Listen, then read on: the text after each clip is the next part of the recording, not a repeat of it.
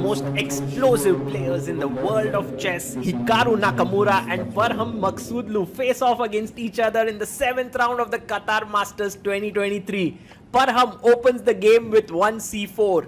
Hikaru, the second seed of the tournament, has been playing very steady chess. He has had 3 wins and 3 draws, 4.5 out of 6. Parham had 1 loss in this tournament but has come back admirably. c4 e6 played by Hikaru. Maybe he wants to go for the Queen's Gambit decline, or who knows, for the Dutch defense. You never know with these players what they would go for. Parham plays his knight to c3. You can see from Parham's finger on the left hand that he recently got married, and the same is the case with Hikaru.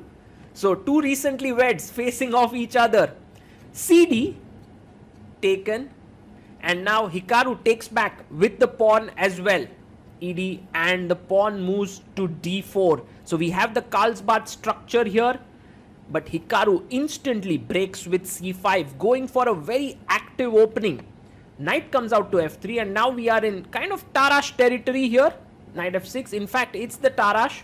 So g3 is one way to play here, which is the main line, but Parham goes for the sharp line with bishop g5. And Hikaru plays his bishop out to e6. Well, there are some very sharp lines with e4 here. Let's see what Parham does. He's played this before, but he plays a move a3, which he has never played before and has only been tried in 1 game. Pawn to c4 played by Hikaru after a long think. He's down to 1 hour 4 minutes.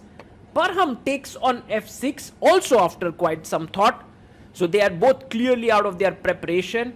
And now Hikaru chops off the bishop with his queen. e4 seems like the most natural move to play here. But what does Parham do?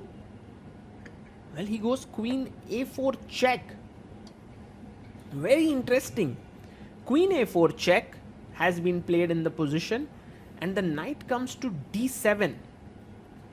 Now, here Hikaru has played his knight. Parham can go forward and he pins it. Whoa, that's a nice move. Now look at the pressure building up. And the threat could be knight takes pawn, bishop takes, and queen takes d7. Checkmate. That's a big threat, and Hikaru has to be careful here. The game has sharpened up right from move number 10. Rook d8. Fine move by Hikaru.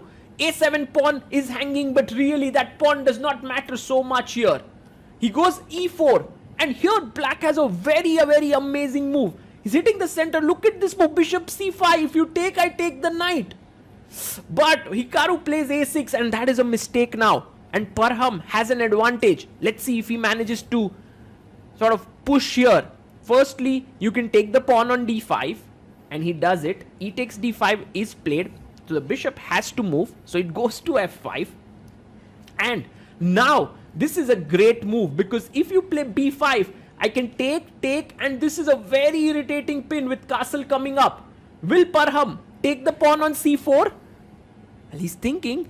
Oh, he goes g4. Well, maybe the computer doesn't like it, but what a sharp move this is. Just g4, hitting the bishop, asking it where will it go, and Hikaru pushes the pawn to b5. Parham simply comes back with his queen, and the advantage is back in his hands, because the queen is now better placed. Where will the bishop go? Oh, he takes on e5, and his point is, if you take here, I want to take back and give you a check. So g takes f5 played. Clearly, you need to save your knight. But if you go back, it seems just too slow to play it that way. So Hikaru calculating here, down to 30 minutes on the clock. Parham has 36 minutes. He gives a check on d3. Well, that knight has to go. Parham chops it off. Pawn takes, and now you just take that pawn with queen takes d3. In the resulting position, you will see that white is 2 pawns up. Although his pawns are terribly doubled, like these are doubled isolated pawns, but they are still extra pawns. And so, really, Hikaru has to be very careful. He goes bishop e7, and I think Parham now can play rook g1. He can actually play knight e4. He plays his knight to e4. You can't take this pawn. There's a check and you lose the queen here. So that you can't do. You have to move the queen. And where does Hikaru go? He goes to b6. He plays his queen to b6. And now, what is the best move? Long castle seems like a great move. Rook c1, but he goes d6. Parham is like one strong move after another. He's like, now take this pawn, Hikaru. Well, Hikaru takes it, and what is the next blow on Parham's mind here? Oh, he goes f6. And guys, look at this. If you play g6, I go queen e3 and it's game over, because if you castle, I go queen h6, forced mate. So this is Parham's very devilish plan. But Hikaru finds bishop e5. What a classy move. He pins the pawn here, and you can't take the bishop. Your queen is hanging, and the bishop is threatening to take. And also, he's threatening to take on f6. So what does Parham do? Well, he takes on g7, and he wants to make a queen. So that pawn must be taken. Bishop takes g7, has to be played. And so he takes it, bishop g7. And now, white pawn is hanging here.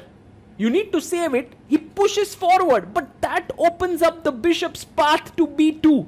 Will Hikaru take that pawn? Is it safe? Because when you take wayward pawns, your king, which is in the center, can get under trouble. But also white's king is in the center. And right now Parham is a pawn up. Both of them playing such fiery chess here. Although we've just played 22 moves, the game has become so sharp, and that's the reason why both of them are down to 20 minutes on the clock. Hikaru there, he's confused whether he should take or not, because there are other possibilities as well. You can move your queen over, you can castle. Well, he takes it, and it's the best move in the position. And now Parham can bring his rook into the center with rook d1, or he can move his rook to the corner with rook a2. And he plays rook a2, and his point is he wants to perhaps bring the rook to e2 and attack here. And if the king castles, then bring the other rook to attack. In that way, all his pieces are working beautifully. Maybe it's prudent for Hikaru to go queen d4 and exchange off the queens. That seems like the best thing to do. But he goes bishop e5. Oh, can we go rook e2 now? Well, the problem is after rook e2, either queen d4 or king f8, just moving the queen away. He goes rook g1. He stops him from maybe at some point castling. Well, that is stopped for sure. And I think Hikaru, no matter how hard he wants to win here, has to remain careful about his king. He goes queen d4, and that is a good move, because now the queen trade cannot be avoided. It has to be traded. And on the other hand, the d5 pawn could become weak. So Parham, is that endgame worse for him? Well, not really. He takes, bishop takes, and now how do you save it? He goes rook e2. Clearly taking this pawn has its risk. Knight f6, double check, and you lose the rook. So that cannot be played. What do you do here as black? You play king d7. Wow. He's played his king forward. And now, where does Parham next activate his pieces? For the time being, his pawn is safe. But long term, black has the advantage because of these two pawns here against one and the bishop against the knight. But Parham's pieces are very active. And so rook c8 played here. Is there some threat of a check here? Well, anyway, you can come out king d2. So it's not a big problem there. Parham can continue with his attacking moves that he has been making. And there you have it, another active move. Rook f5, attacking the pawn on f7. The rook comes to f8, defending that pawn. And maybe just knight f6 check. Is that a possibility, or do you go king d2 and start fighting for yourself as well? Well, Parham goes knight f6 check. And now Hikaru can avoid the trade with king d6. But he takes on f6. Rook takes on f6, and the a pawn is hanging. And so now with 14 minutes on the clock for Hikaru, 6 minutes for Parham, a5 played and offers a draw, and Parham instantly accepts it. And 30 moves have been completed. But what a fighting game of chess this was by both the players. The arbiter comes in very quickly and sees that what is the result of the game. The kings are placed on the center of the board, and they are